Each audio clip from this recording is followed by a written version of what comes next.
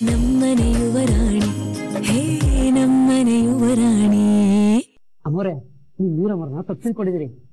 ವೀರಮ್ಮವ್ರಿಗೆ ಒಂದು ಗುರಿ ಇದೆ. ಈ ಮನೆಯನ್ನ ಸಂತೋಷವಾಗಿಡೋದೇ ಅವ್ರ ಗುರಿ.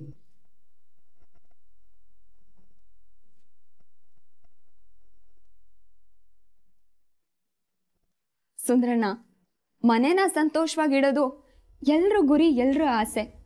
ಆದ್ರೆ ಅದೇ ಜೀವನ ಅಲ್ಲ ಅಲ್ವಾ? ಜೀವನಕ್ಕೊಂದು ದಾರಿ ಆಗ್ಬೇಕಲ್ವಾ?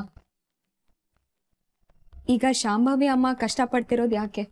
ಮಗಳು ಚೆನ್ನಾಗಿ ಓದಿ ಒಂದು ಒಳ್ಳೆ ಕೆಲಸ ಸಂಪಾದಿಸಿ ತನ್ನ ಕಾಲ ಮೇಲೆ ತಾನು ನಿಂತ್ಕೋಬೇಕು ಅಂತಲ್ವಾ? ಆದ್ರೆ ನೀರಂಗೆ ಅದ್ರ ಬಗ್ಗೆ ಯೋಚನೆನೇ ಇಲ್ಲ.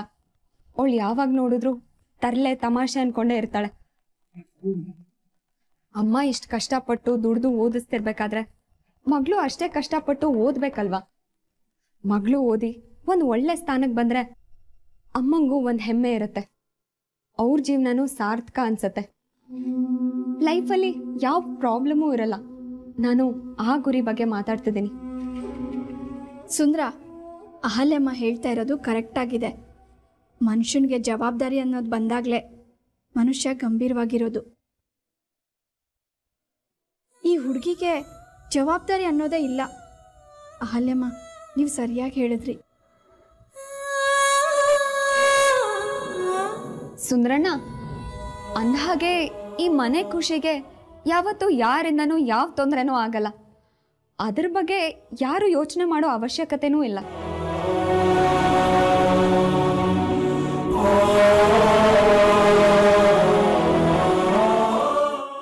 ಸುಂದ್ರಣ್ಣ, ಬುಕ್ ಶೆಲ್ಫ್ ಒರೆಸೋ ಬಟ್ಟೆ ಇತ್ತಲ್ಲ, ಅದೆಲ್ಲಿ? ಯಾಕಮ್ಮರೆ?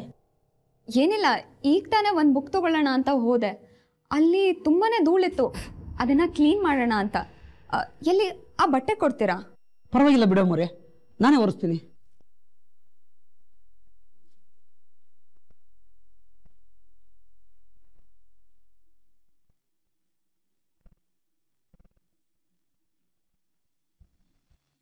Okay, let's begin. AFC ಟೀಮ್ದು ಲೈನ್ಸ್ ರೆಡಿ ಆಗಿದೆಯಾ? ಹಾಂ ಸರ್, ನಾನೊಂದು ಬ್ಯೂಟಿಫುಲ್ ಲೈನ್ ಮಾಡ್ಕೊಂಡಿದ್ದೀನಿ. ಅದು ಸ್ವಲ್ಪ ಡಿವೈನ್ಫುಲ್ ಆಗಿರುತ್ತೆ ಸರ್. ಹೇಳಿ ಸರ್, ಹಾಲಲ್ಲಾದರೂ ಹಾಕು, ನೀರಲ್ಲಾದರೂ ಹಾಕು, ಆದರೆ ಚೆನ್ನಾಗಿ ಕುದಿಸಿ ಲೋಟಕ್ಕೆ ಹಾಕು. MD herbal tea.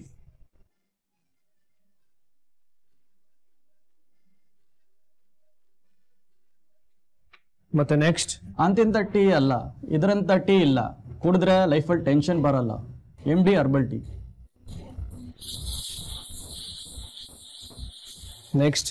ಬಿಸಿ ಬಿಸಿಯಾಗಿ ಕುಡಿದ್ರೆ ಆಡ್ ಚಾಯ್, ತಣ್ಣಗಾದ್ಮೇಲೆ ಕುಡಿದ್ರೆ ಐಸ್ ಚಾಯ್. ಕುಡೀರಿ, ಕುಡಿತೇನೆ ಇರಿ, ಚಾಯ್ ಪೇ ಚಾಯ್, MD ಹರ್ಬಲ್ ಚಾಯ್.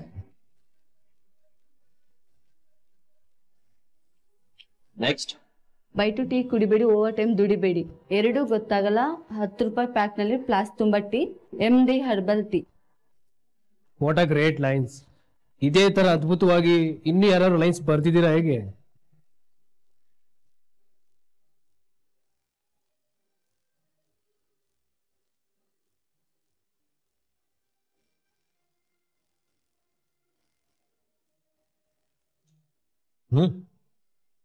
ಎಲ್ಲರೂ ಟೀ ತಗೊಳ್ಳಿ. ಕಮಾನ್. ಈಗ ಹೇಳಿ, ನೀವು ಬರ್ದಿರೋ ಲೈನ್ಸ್ ನಿಮಗೆ ಇಷ್ಟ ಆಯ್ತಾ?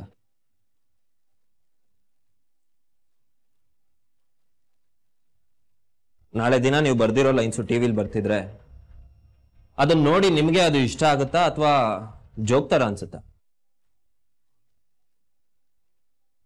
ಲೈನು ಚಿಕ್ಕದಾಗಿರ್ಬೇಕು, ಹಾರ್ಟ್ಗೆ ಟಚ್ ಆಗಬೇಕು. ಅದೇ ತಾನೇ ನಿಮ್ಮ ಕೆಲಸ. ಮಿಸ್ಟರ್ ಸುರೇಶ್, ಆಲ್ರೆಡಿ ನಿಮಗೆ 1 ತಿಂಗಳು ಟೈಮ್ ಕೊಟ್ಟಾಗಿದೆ. ಇದಕ್ಕಿಂತ ಜಾಸ್ತಿ ಟೈಮ್ನ ಏನಕ್ಕೆ ಎಕ್ಸ್ಪೆಕ್ಟ್ ಮಾಡ್ತೀರಾ? ಇದನ್ನೆಲ್ಲ ವಾಶ್ ಔಟ್ ಮಾಡಿ ಮನಸ್ಸನ್ನ ಫ್ರೆಶ್ ಆಗಿ ಇಟ್ಕೊಳ್ಳಿ. ಈಗ ಒಂದು ಬ್ರೇಕ್ ತಗೊಳ್ಳೋಣ, ಸಂಜೆ ಮತ್ತೆ ಸಿಗೋಣ. ಪ್ರತಿಯೊಬ್ಬರು ಮಿನಿಮಮ್ 10 ಲೈನ್ಸ್ ರೆಡಿ ಮಾಡಬೇಕು. Okay? It's urgent, we are serious. Okay?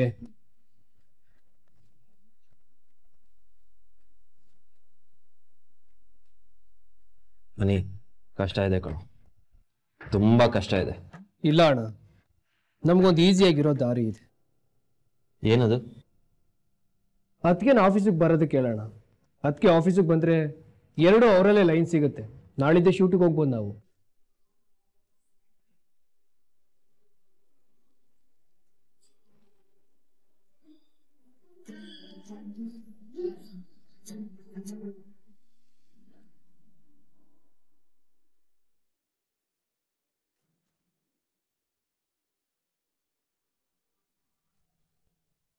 Pranam, ನಿನ್ಗೆ ಏನ್ ಬೇಕು ಹೇಳೋ, ನಾನ್ ಹುಡುಕೊಡ್ತೀನಿ. ನನ್ಗೊಂದು ಸ್ಪೈಡರ್ಮನ್ ಟಿ ಶರ್ಟ್ ಸಿಗ್ತಿಲ್ಲ, ಎಲ್ಲಿದೆ ಗೊತ್ತಾಗ್ತಿಲ್ಲ. ಅಯ್ಯೋ, ಅದಕ್ಕೆ ಯಾಕಪ್ಪ ಅಷ್ಟು ಕೋಪ ಮಾಡ್ಕೋತೀಯ? ನಿನ್ ಬಟ್ಟೆಗಳಲ್ಲಿ ಹುಡುಕ್ಲಿಲ್ವಾ? ಯಾರ್ ಬಟ್ಟೆ ಎಲ್ಲಿದೆಯೋ ಯಾರು ಗೊತ್ತು. ಪ್ರಣಮ್, ಹೇ, ಯಾಕೋ ಇಷ್ಟೊಂದು ಅವಸರದಲ್ಲಿ ಹೋಗ್ತಿದ್ಯಾ? ಏನಿಲ್ಲ ಬಿಡು, ನನ್ನ ಪ್ರಾಬ್ಲಮ್ನ ಯಾರು ಕೇಳ್ತಾರೆ ಇಲ್ಲಿ? ಹೇ, ನಿಂತ್ಕೋ. ನಿನ್ ಪ್ರಾಬ್ಲಮ್ ಕೇಳೋದಕ್ಕೆ ನಾನಿಲ್ವಾ? ಏನಾಯ್ತು? ಅದ್ ಸರಿ, ಯಾಕಿಷ್ಟೊಂದು ಅಪ್ಸೆಟ್ ಆಗಿದ್ಯಾ? ನಂಗೆ ಮನೇಲಿ ಓದಕ್ ಮಲ್ಗಕ್ ಒಂದ್ ಜಾಗ ಇಲ್ಲ.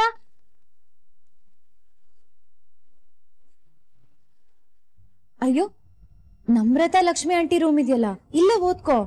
ಅದ್ ನನ್ ರೂಮ್ ಆಗಿತ್ತು, ಈಗ ಗೌರೂಮ್ ಅಲ್ವಾ? ನಂದು ಅಂತೂ ನಂಗೆ ಯಾವ ರೂಮು ಇಲ್ಲ. ಹಾಗಲ್ಲ ಕಣೋ ಪ್ರಣಮ್, ಅದು ಬೇಕಾಗಿಲ್ಲ. ನಾನು ಎಲ್ಲೂ ಇರಲ್ಲ, ನಂಗೆ ಯಾವ ರೂಮು ಬೇಡ. ನಾನು ಚಂದ್ರಕಾಂತ್ ಅಂಕಲ್ ತರ ಹಾಲಲ್ಲೇ ಮಲ್ಕೋತೀನಿ. ಎಲ್ಲಿ ಜಾಗ ಸಿಗುತ್ತೋ ಅಲ್ಲೂ ಓದ್ಕೋತೀನಿ.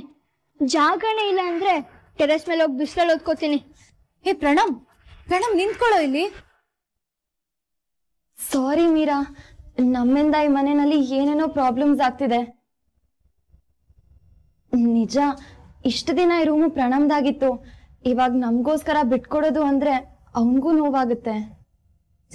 ನಮ್ರತಾ ಪ್ಲೀಸ್, ಪ್ರಣಮ್ ಹೇಳಿದ್ದನ್ನ ಸೀರಿಯಸ್ ಆಗಿ ತಗೋಬೇಡ. ಅವನೇನೋ ಬೇಜಾರಲ್ಲಿದ್ದಾನೆ. ನಾನು ಹೋಗಿ ಅವನಿಗೆ ಸಮಾಧಾನ ಮಾಡ್ತೀನಿ.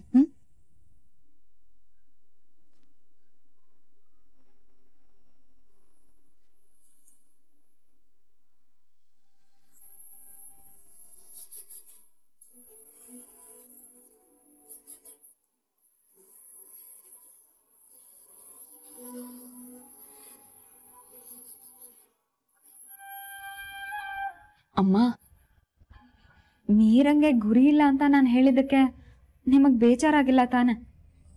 ಬೈದ್ ಹೇಳೋರು ಬದುಕೋದಕ್ಕೆ ಹೇಳ್ತಾರಂತೆ, ನಗ್ತಾ ಹೇಳೋರು ಹಾಳು ಮಾಡೋದಕ್ಕೆ ಹೇಳ್ತಾರಂತೆ. ನೀವಿರೋದನ್ನ ಹೇಳಿದ್ರಿ, ಅದಕ್ಕೆ ಯಾಕೆ ಬೇಜಾರು ಮಾಡ್ಕೊಳ್ಳಿ ಅಹಲ್ಯಮ್ಮ?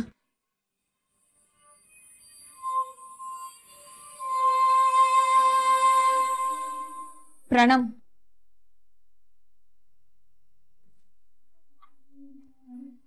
ಯಾಕೋ ಪ್ರಣಮ್ಗೆ ಕೋಪ ಬಂದ ಹಾಗಿದೆ. ಏನಾಯ್ತು ಪ್ರಣಮ್?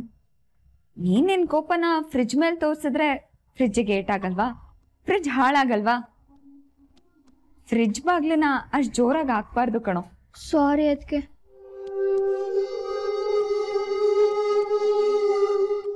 ಪ್ರಣಮ್ ಯಾಕೋ ಬೇಜಾರು ಮಾಡ್ಕೊಂಡಿದ್ದಾನೆ ಅನ್ಸುತ್ತೆ. ಅಹಲ್ಯ, ಪ್ರಣಮ್ ಯಾಕೆ ಬೇಜಾರಲ್ಲಿದ್ದ, ಯಾಕೆ ಕೋಪ ಮಾಡ್ಕೊಂಡಿದ್ದ ಅಂತ ಕೇಳ್ಬೇಕಾಗಿತ್ತು ಕಣೆ. ಅವನ್ಗಾಗಿರೋ ನೋವಿಗೆ ಸಮಾಧಾನ ಮಾಡೋದ್ ಬೇಡ್ವಾ? ನೋವಾ? ಏನ್ ನೋವು? ಅದು ಪ್ರಣಮ್ಗೆ ಸಪರೇಟ್ ಆಗಿ ರೂಮ್ ಬೇಕಂತೆ. ನಾವಿಲ್ಲಿಗೆ ಬಂದ್ಮೇಲೆ ಪ್ರಣಮ್ ರೂಮಲ್ಲೇ ಇರ್ತಿದೀವಿ. ಅವನಿಗೆ ನಮ್ ಜೊತೆ ಇರೋದಿಕ್ ಕಷ್ಟ ಆಗ್ತಿದೆ. ನನ್ಗೆ ಯಾವ ರೂಮ್ ಬೇಡ, ನಾನು ಹಾಲಲ್ಲೇ ಮಲಗ್ತೀನಿ ಅಂತ ಕೋಪ ಮಾಡ್ಕೊಂಡಿದ್ದ. ಅಲ್ಲ, ಮನೆ ಯಜಮಾನ್ರಿಗೆ ಈ ಗತಿ ಬಂದ್ರೆ ಹೇಗೆ? ಹಾಗೆ ನೋಡಿದ್ರೆ ಮನೆ ಯಜಮಾನ್ರ ಲೆಕ್ಕದಲ್ಲಿ ಪ್ರಣಮ್ಗೆ 3ನೇ ಸ್ಥಾನ.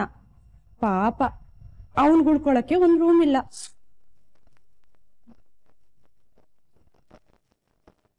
ಅಯ್ಯೋ, ರೂಮ್ ಯಾಕಿಲ್ಲ? ಪ್ರಣಮ್ ನಾವಿದೀವಲ್ಲ ಈಗ, ಆ ರೂಮಲ್ಲೇ ಇರ್ಲಿ. ನಾನು ಮೀರಾ ಔಟ್ ಹೌಸ್ ಹೋಗ್ತೀವಿ. ಅಯ್ಯೋ, ಎಷ್ಟು ದೊಡ್ಡ ಗುಣ ಶಾಂಭವಿಯವರೇ ನಿಮ್ದು. ಅದನ್ ಪ್ರಣಮ್ಗೆ ಹೇಳಿದಿದ್ರೆ ಚೆನ್ನಾಗಿರ್ತಿತ್ತು. ಪ್ರಣಮ್! ಅಮ್ಮ, ಪ್ರಣಮ್ ಇನ್ನೂ ಚಿಕ್ಕವನು, ಅವನಿಗೆ ಸೆಪರೇಟ್ ರೂಮ್ ಬೇಕಾಗಿಲ್ಲ. ಇರೋದಾದ್ರೆ ಅವನು ಮೀರನ್ ಜೊತೆ ಶಾಂಭವಿ ಅಮ್ಮನ ರೂಮಲ್ಲೇ ಇರಲಿ. ನಾನು ಸಾಕೇತ್ ಅವ್ರ ಹತ್ರ ಹೇಳಿಸ್ತೀನಿ, ಇಲ್ಲ ನಾನೇ ಪ್ರಣಮ್ಗೆ ಅರ್ಥ ಮಾಡಿಸ್ತೀನಿ. ಅಲ್ಲ ಕಣೆ, ಅದು ಅವನು. ಅಮ್ಮ, ಅದು ನಿಮ್ ರೂಮು, ನೀವು ಮೀರಾ ಅಲ್ಲೇ ಇರಬೇಕು.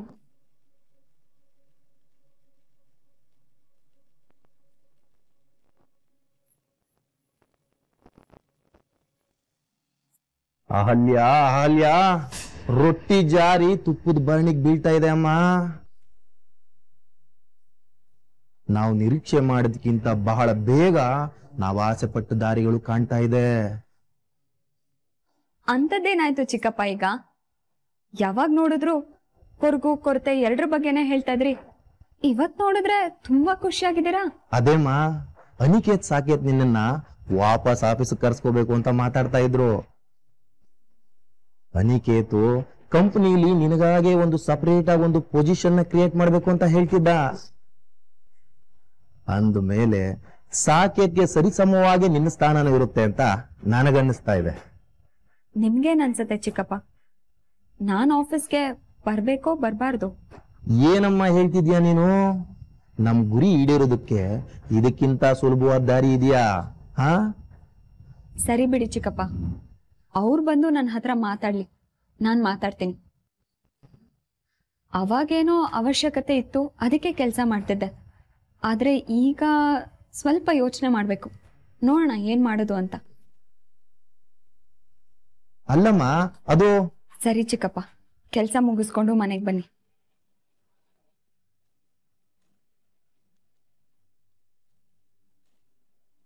ಅರೆ, ನಮ್ಮ ದಾರಿ ಸುಲಭ ಆಗ್ತಿರ್ಬೇಕಾದ್ರೆ ಅಹಲ್ಯ ಯಾಕೆ ನಿರಾಸೆ ಮಾತಾಡ್ತಿದ್ದಾಳೆ?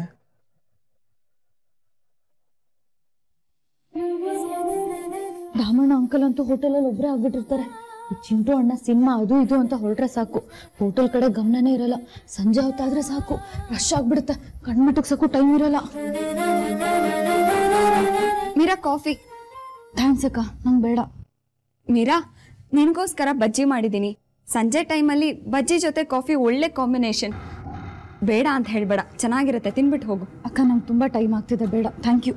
ಮೀರಾ, ನಿಂತ್ಕೋ.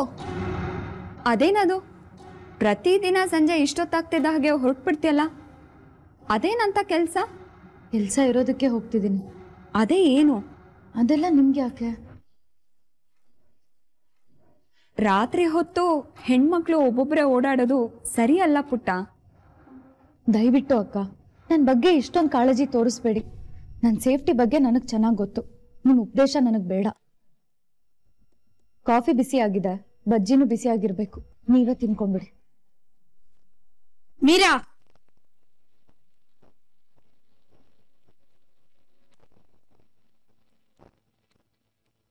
ಏನೇ ಅದು? ಅಲ್ಲಮ್ಮ ಅಷ್ಟೊಂದು ಪ್ರೀತಿಯಿಂದ ಹೇಳ್ತಾ ಇದ್ರೆ ವಾದಿಸ್ತಾ ಇದೀಯಾ? ಅಮ್ಮ, ನಾನು ವಾದಿಸ್ತಿರ್ಲಿಲ್ಲ ಅಮ್ಮ. ಅಮ್ಮ, ನಂಗೆ ಟೈಮ್ ಆಗ್ತಿದೆ, ನಾನು ಹೊರಡ್ಬೇಕು. ಟೈಮ್ ಆಗ್ತಾ ಇದೆ ಅಂತ ಇಷ್ಟೊಂದು ಹೊರಟಾಗಿ ಮಾತಾಡು ಅಂತಾರ?